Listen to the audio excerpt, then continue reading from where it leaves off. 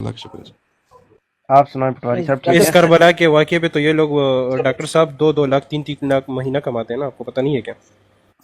General بھائی ان کا کربلا کے اوپر نا پورا مذہب کھڑا ہے، یعنی ویسے ان کی جو مذہب کی فائنینشیل وہ سائڈ ہے نا، یعنی آپ کہہ لیں جو رزق روزگار لگا ہے پورے شیعہ مذہب میں لوگوں کا، اور جو ان کے ہاں رونقیں ہیں، جو ان کے ہاں ملنا ملانا ہے، ایک پورا سوشل فیبرک ہے نا، وہ سارے کا سارا یزید کے اعتبار پہ، یزید کی وجہ سے چل رہا ہے۔ ہاں بالکل، آپ ان کا پورا سال دیکھیں، ان کا مذہب دیکھیں، یقین کریں آپ بیچ میں سے یزید اور ریلیٹڈ کربلا نکال دیں، کچھ بھی نہیں ہے، کچھ بچتا ہی نہیں ہے پیچھے۔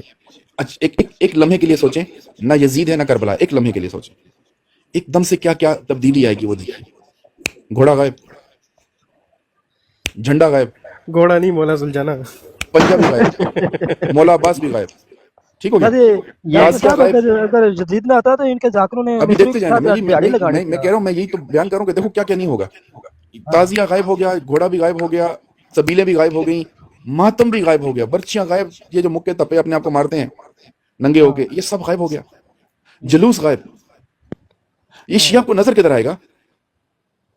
یہ یزید کا صدقہ ہے، اس کو کریڈٹ دیں کہ اس نے ان سب کا رزق روزگار لگایا۔ رونقیں لگی ہوئی ہیں ان کی امام باڑہ غائب، ان کے نوحے غائب، ان کے نوحہ کنا بھوکے مریں گے، ان کے ذاکر بھوکے مریں گے، اور گھوڑا بیچارہ بھی یتیم رہ جائے گا۔